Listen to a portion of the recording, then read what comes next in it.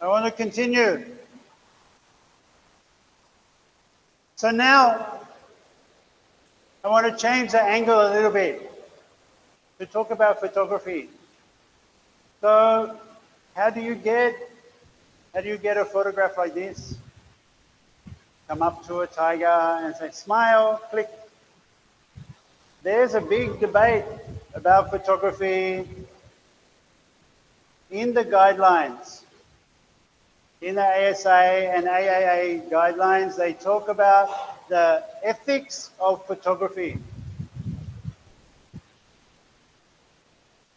So I think in this course and in this day and age, photography is really a big ethical question. You remember my discussion of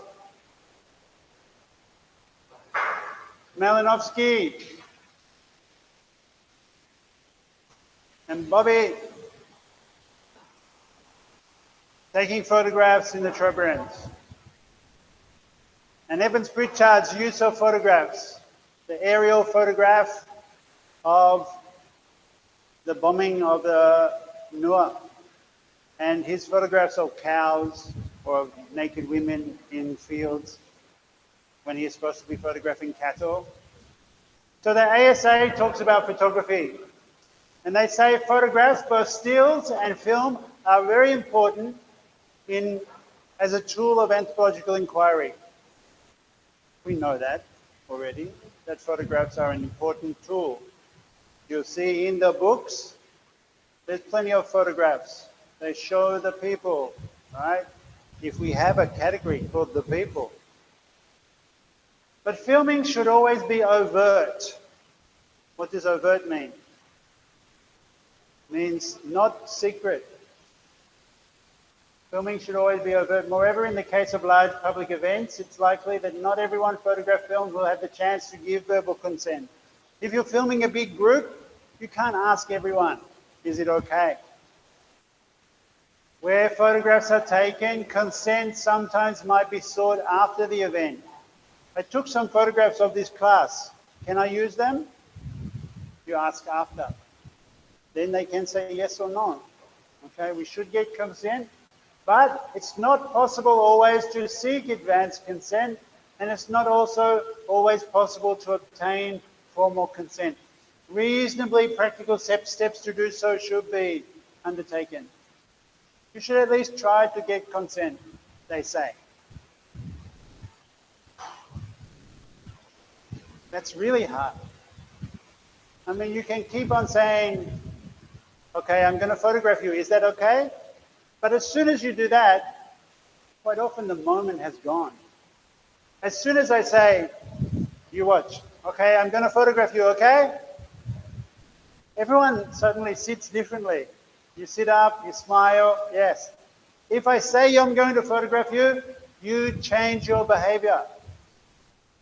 I mean, I see it with my kids, I see it with you, I do it myself. We understand that. Does it matter? No, of course I prefer a photograph where you are going like this or doing something cute. Maybe. But to do this guideline for every study, for every moment, especially if you're filming. And nowadays, everyone has a video camera in their pocket. A video camera, not just a still camera. You can make ethnographic films from your pocket. It didn't used to be possible for anthropologists. In the old days, anthropologists had to have a camera so big, like, not Bobby, Billy. Like Billy is carrying here. Now the camera can be much more covert. Filming should always be overt. Even though filming should always be overt, the idea of filming now has changed. I mean, I think now, because we all have a camera in our pockets, we don't worry so much about someone taking a video of us, as we did maybe 15, 20 years ago. You think, why are they doing that? What are they doing? Now you think, oh, they're They might put it on a social media site, but probably not. And there's so many videos that we don't worry so much now. We are under constant surveillance by cameras in the city all the time. Less in a city like Ho Chi Minh, but quite a bit. But in a city like London, you are photographed, somebody did a study, on average something like 200 times per day, just walking around the city. Ho Chi Minh City is probably 50 or 100. But still, we are now in a land of, a time of ubiquitous film. So the guidelines need to be rethought. There is a very interesting thinker talking about ethics and photography. And her name is Ariella Azoulay. Ariella Azoulay has done a book in 2008 called The Civil Contract of Photography. And it's an amazing book because she rethinks completely the idea of photography. She says the civil contract, photography is a social thing. It's part of our social world now. Photography is a relationship between the photographer and the photographed. And quite often then reverse. The photographer, you'll take a photograph of someone, that someone will take a photograph of you. We are all in a contractual agreement. Kind of casual, but still nonetheless an exchange. And she says that ethical practice would be to make sure you have the consent of the people you are photographing because they are producing the photograph as well as you. I mean, if you think about theory of labor, theory of production, manufacture, the work of making a photograph,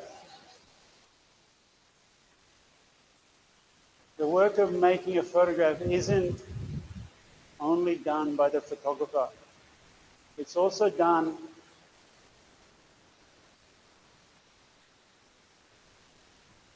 by you. You are working to make the photograph happen when you comport yourself for the photograph. Right? So the work of making a photograph happen is partly the photographer, but also the photographed person. They help construct the event that is photographed. And she makes an argument that the scene before the camera puts certain obligations on the photographer to share that responsibility.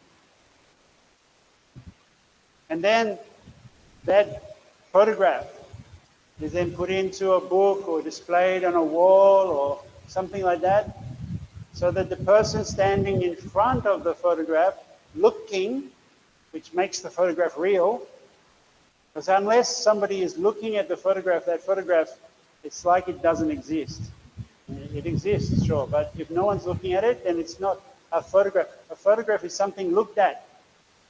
So that person also has some obligation. And the photographer has some obligation to the people that will look at their photograph. She tries to think through these relationships. So it's really crucial that Billy Hancock, when he's photographing Malinowski on that blog, you remember? I put the two photographs together so you can really see what is happening. If you think in terms of Ariella Azoulay's civil contract of photography, then Billy has an obligation to the people in his photograph.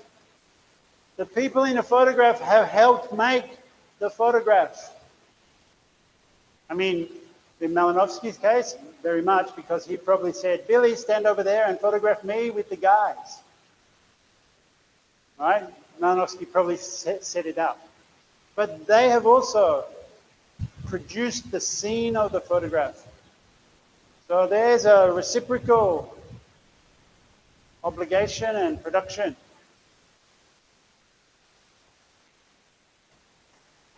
This really matters when the guidelines start to talk about the digital.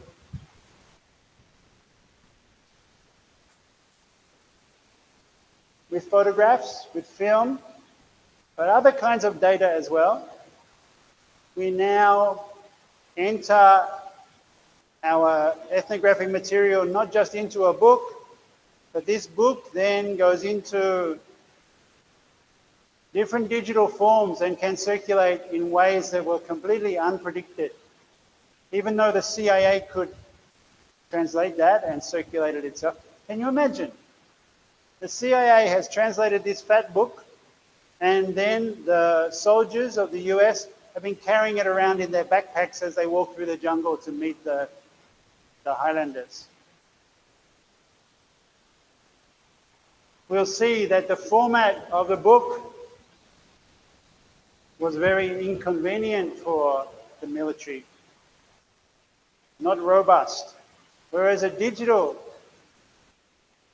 version is easier to carry into the field, easier to manipulate. But anyway, the guidelines of the ASA and the AAA, they think about what the digital will mean for the future. Digital storage, data mining, copyright legislation. Just the fact that your emails that you make now will never disappear. Like they can be stored, they will be stored, not they can be stored, they will be stored forever. Every email you ever make can be found eventually if you have the skills. Nothing will disappear in our digital world now. So every comment you make on Facebook or Zalo or something like that, even though you delete it, it's not deleted. You delete it from your account, but it's still in a server somewhere. And if someone wanted to backtrack to dig into your past history, like they do with political leaders, then what you posted on Facebook when you are 14 or something can be found again. What does that mean for ethics, for digital futures? The ASA and AAA code were thought of in terms of, in relation to things like the Hackers Charter.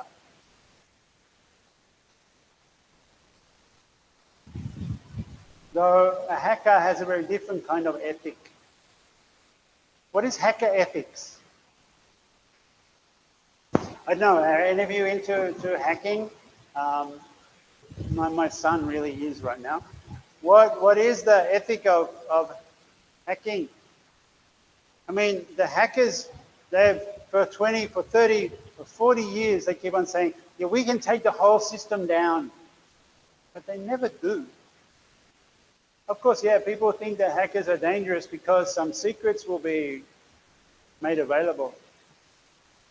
I once had to defend a hacker. One student got into trouble with the university because using the university computer, he hacked into NASA, right? The National Aeronautics Space Association. He got into the website of NASA, the forbidden parts of the website, and could change things on the website. All he did was write, Ricky was here. Right? He didn't do anything bad. But the fact is, he got into the system. He broke their firewall. It was called the Sydney invasion, right? And so that student was going to be expelled from the university. In those days, I worked in the Student Association. I was helping defend him. And we were making a case to say, no, look, he showed something good. He showed his training in computing was excellent, and he could use systems to show that their defense was weak. Anyway, he then got a very good job from a computer company, so we didn't even have to get his degree or anything. We didn't have to defend him. He was excused as good. But they still talk. If you go on the internet, you can search the Sydney invasion of NASA and see that they were very disturbed by the fact that some kid, 19 years old, could get into the secret files of a National Aeronautic Space Agency and look around. And that helped them, that meant they would then beef up. I mean, this is 1994, right? They would beef up their defense system inside their electronic defense system, their firewalls and so on. But what for anthropology does this digital world mean? I don't think we've thought through it very well, not yet. Let alone the imaginations of the Matrix and all of that. In fact, what do we do in terms of ethical training? Can we teach people ethics? Can I teach you to be an ethical person? I think that's also very difficult. What would it be? I mean, I think the best we can do is not present a set of guidelines, do this, don't do that. I mean, of course, there's some basic things, but really conveying the idea that always questioning, that the anthropological approach now is one of reflexivity, of always questioning what you're doing with knowledge. That's something we can teach.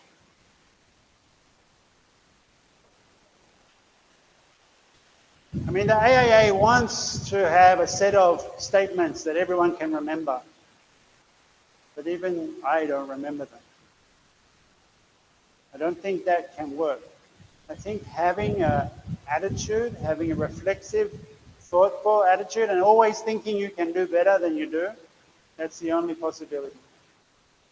Sure, there are some tools. We can look in detail. Participant observation. Participants should always be made aware that you are studying them. Now, the CIA anthropologists were not honest in Vietnam. They were not honest about what they were doing. They said they were doing anthropology, but really they were doing military work. That's a completely different kind of deception.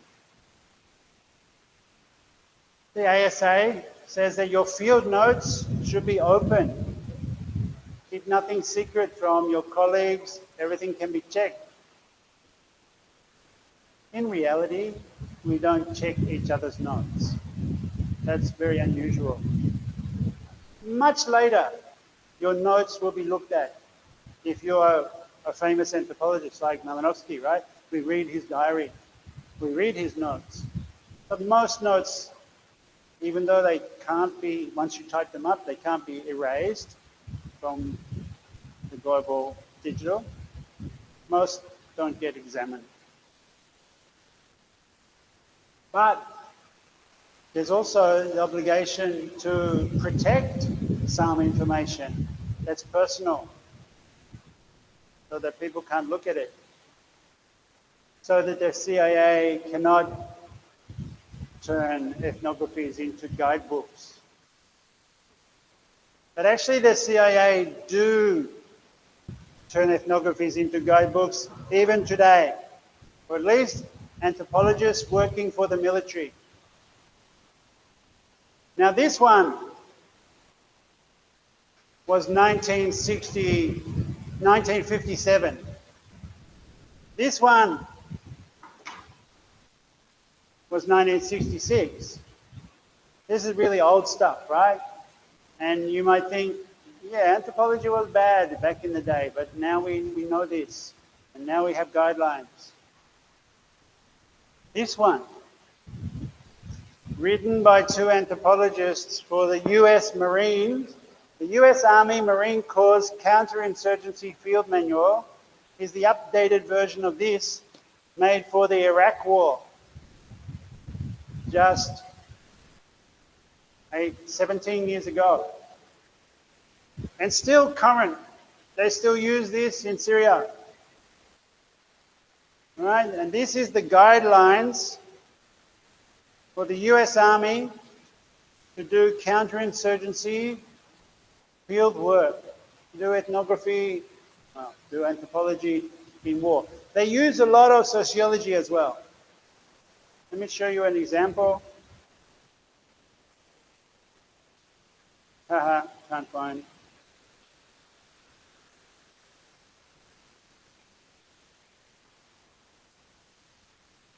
Okay, they use a lot of flow charts that you recognize from lots of sociology.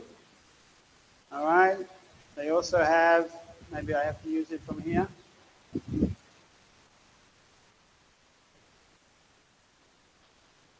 Yeah, they have maps. They use diagram network analysis. All right, they're doing network analysis and flowcharts and social mapping, just like any sociologist would do. And this one's really interesting. This is a map plotting the different people they interrogated who were linked to Saddam Hussein. So they didn't have, at this point, they did not have Saddam Hussein. They hadn't captured him yet, but they captured a number of people that were linked to him. And they were able then to use a map, a social mapping, diagram analysis, to work out probably where Saddam Hussein was. And they captured him and executed him 2006, was it? The weird thing is that in the lead up to the Gulf War, there were many Saddam Husseins. He had all these body doubles. But in the search for Saddam Hussein, it was only the one they were looking for, and the one they executed. There's no discussion of whether or not they accidentally got one of the body doubles, but that's by the by. Of course, there's a history of this kind of thing. 1964, the Americans were caught out trying to do the same thing in South America, Project Camelot. The Tribal Research Center I've mentioned. This one is called Human Terrain System. Interestingly, Marshall Salins, the guy who went to Vietnam, and wrote in that book, that one, he also has written about this. So all of his life, he's been fighting this issue of military anthropology. And most recently, the Economic and Social Research Council of England gave money to anthropologists, or offered money to anthropologists, to study Muslim radicalism, as if that was a really existing thing.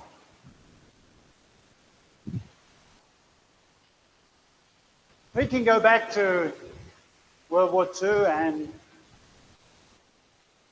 Ruth Benedict, and how anthropologists put their resources at the disposal of the US, the military, and England for the war. 48, the first anthropological organization to put forward a statement of research ethics. Not a long statement, not a guideline, but a statement. I've talked to you already about the US ethics in Vietnam. The letter pages of the AAA newsletter in the late 1960s were full of impassioned debates over the values and principles of the association, not helped by the appearance of an advertisement in the Anthropology newsletter for an anthropologist to work in Vietnam with the Psychological Operations Headquarters.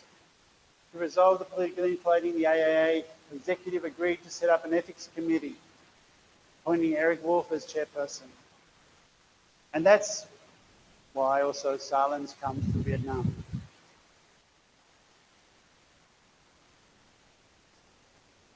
Even today, though, the Ethics Manifesto has these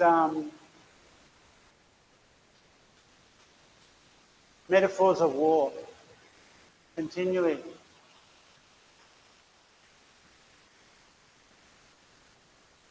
Michael Fisher is an interesting one.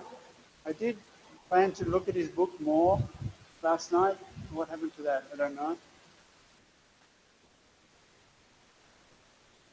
This is the book that I think Fisher is referring to in this quote here.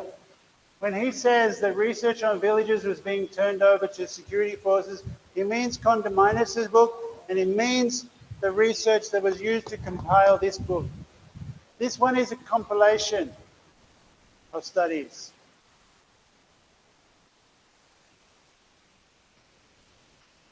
And this is where I talk about this book. I've already talked about it, so we can skip quickly through this. Ethnographic Study Series, Minority Groups, the Republic of Vietnam, produced by the Office of the Chief of Research Development Department of the Army for Special Ops. Not from fieldwork, compiled from secondary sources, but you don't get the citations. And you don't get the footnotes to know where they got their diagrams and pictures from. It just says figure 16, roof of a Jarai tomb. So not even good scholarship, plagiarized. See, this is what you get if you do plagiarism. You end up working for the military and don't have an ethical.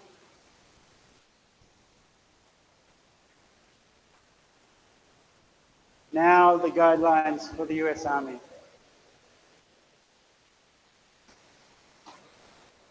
I've talked about all these things already.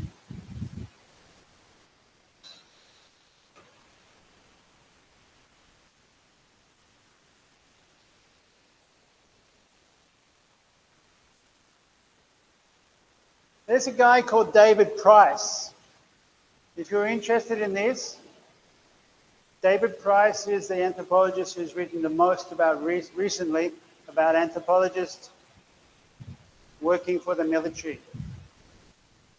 His book, Cold War Anthropology, talks about, actually about this project, about how each chapter has a section on the paramilitary fighting capability of the minority groups.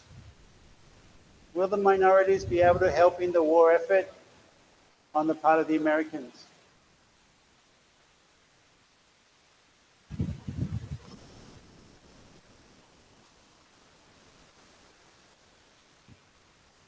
And as I said, this is available in a bookshop near you.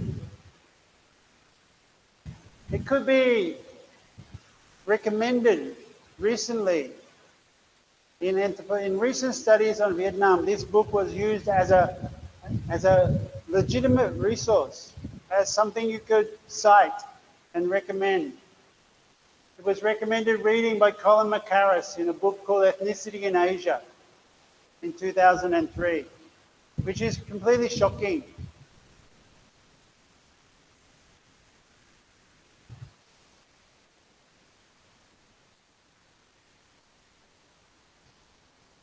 So these are summaries of the minority peoples of Vietnam. A summary is never neutral. Summary is always going to be based on some kind of stereotyping.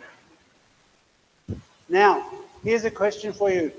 Do contemporary majority Vietnamese, kin, have stereotypes of Highlanders still today? I think so.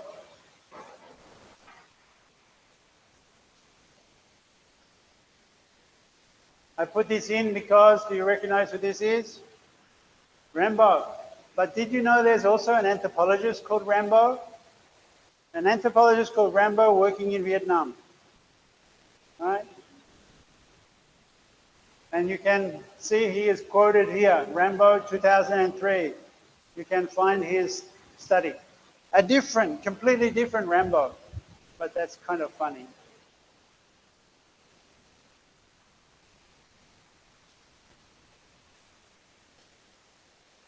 Now, of course, here's the issue.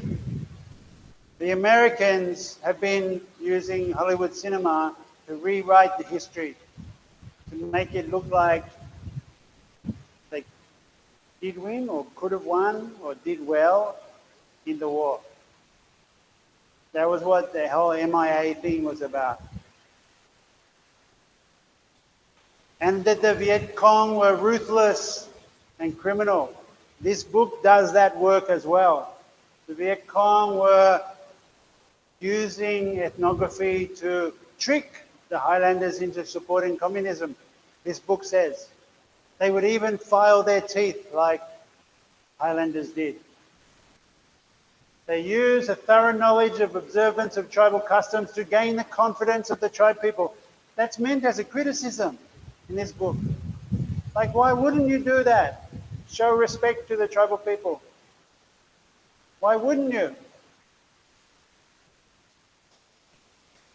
And they took some leaders to the North for training. Exactly what the US was doing as well.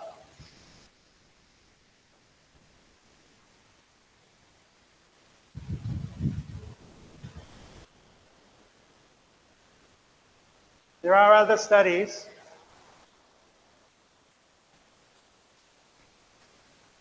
And they're continually, the American anthropological effort is still disparaging against the North on terms of culture. Studies that were supported, funded, and produced by the CIA and the USA, and Rand Corporation are now also writing their own histories of their experience in Vietnam. You can buy novels written by Vietnamese that worked for Rand. You can buy histories of the company. And these are propaganda whitewash. But this one is really the worst. So have a look at this one. Where's the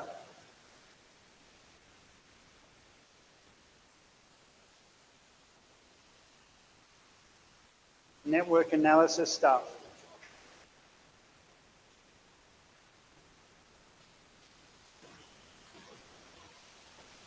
Okay.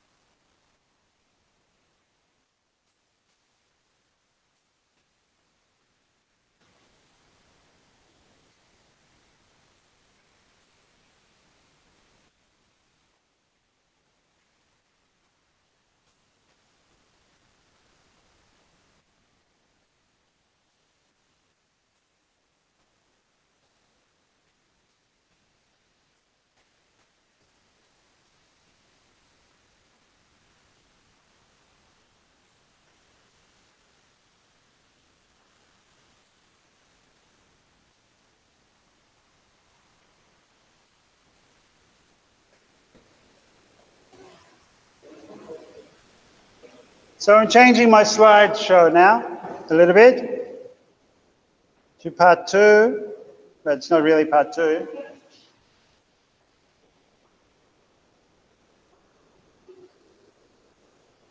To tell you something about Australia.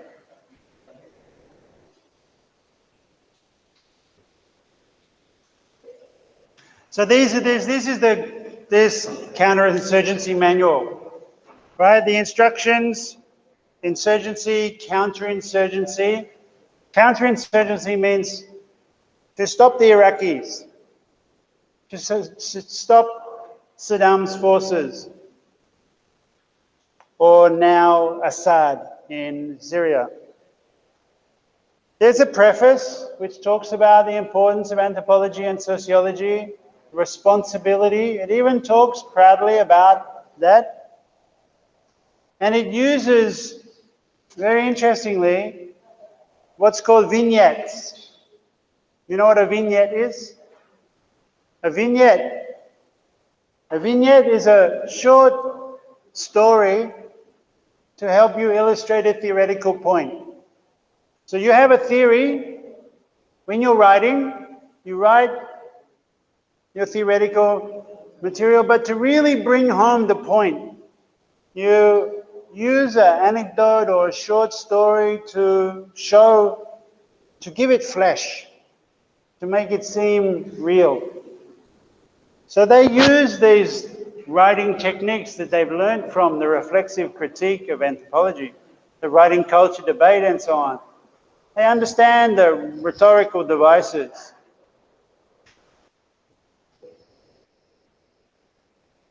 They've got nice quotes from their different generals. It's a game of wits.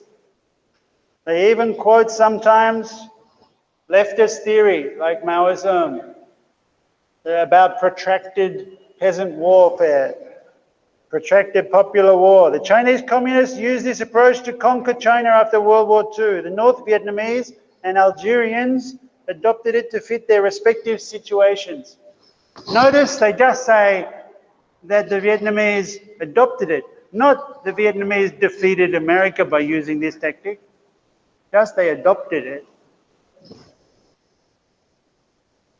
Mao's protracted peasant war, phases, and so on. So this is not unsophisticated stuff. They've done their homework. Maps, how to find Saddam. This is the one I was looking for. This is their chart of zeroing in on where is Saddam. They use a network analysis to find this. Page 215, I think. Can you look? 215. Is it there? No. The network's already shown you. And then they talk about the rhetorical need. For example, to exploit a single narrative. What was the single narrative the Americans used in Vietnam? That the North Vietnamese were terrible communists that would destroy the whole of Asia. The domino theory, right? If Vietnam falls, if Korea falls, North Korea falls, if Korea falls, then Vietnam falls, then Indonesia falls, then Australia falls to communism. This is domino theory. Simplistic thinking, but effective, because it exploits a single narrative. What's the single narrative in Iraq right now? In the Middle East. Iraq, Libya, Syria. Very different places, very different wars, but the single narrative behind it was Islamic terrorism. No longer the communist as the bad guy, but the Islamist. Exactly the same demonization.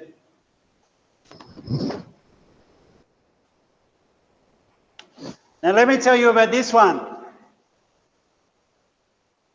I'm recording this, so I want to be very careful. Do you see this document? It says at the top, restricted. This is a top secret document. It's a bit old now, so it's not so secret anymore, but it's the Australian Army Manual of Land Warfare, Conduct of Operations for Low-Intensity Operations and Aid to the Civil Power. Okay, it's a bit old, 1983. A long time ago, when I was younger, we went to Central Australia where the American military spy base, Naranga, was in Central Australia. And we protested the American presence in Australia. Why was the American military in Australia? We protest them. But in terms of the protest, there's not much to do. It's very open land, beautiful desert.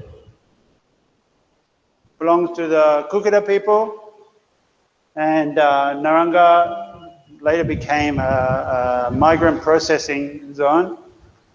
But at one point we accidentally found ourselves inside one of the buildings that belonged to the Australian military and got hold of some documents, including this document.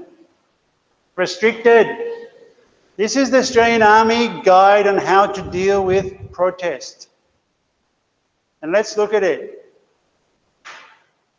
This is the Army using social theory.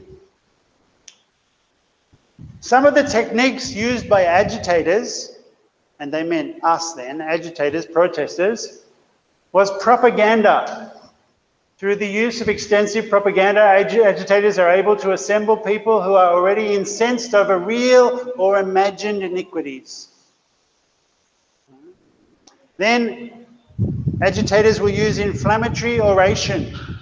What is oration? Oration means speaking, giving speeches. An orator is a person who gives a speech. Right? Using inflammatory oration. An inflammatory oration by a haranguing speaker is probably the most effective method of inciting a crowd to commit violence. Right? This is the idea of a haranguing speaker will speak like this, will speak aggressively.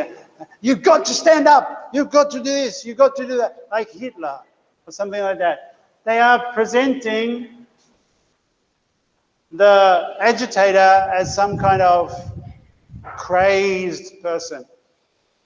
A good speaker using key emotional words and phrases, exploiting local prejudices, distorting facts, and using emphatic gestures. This is an emphatic gesture. Can influence a crowd. Now, how do you influence a crowd? They say the speaker may be aided by agitators who incite the crowd by chanting slogans, displaying signs or banners, staging incidents, or spreading rumors. What is a rumor? Rumor, the worst thing for politics. Exploitation of a hate figure. Well, we know how agitators use a hate figure, don't they? Well,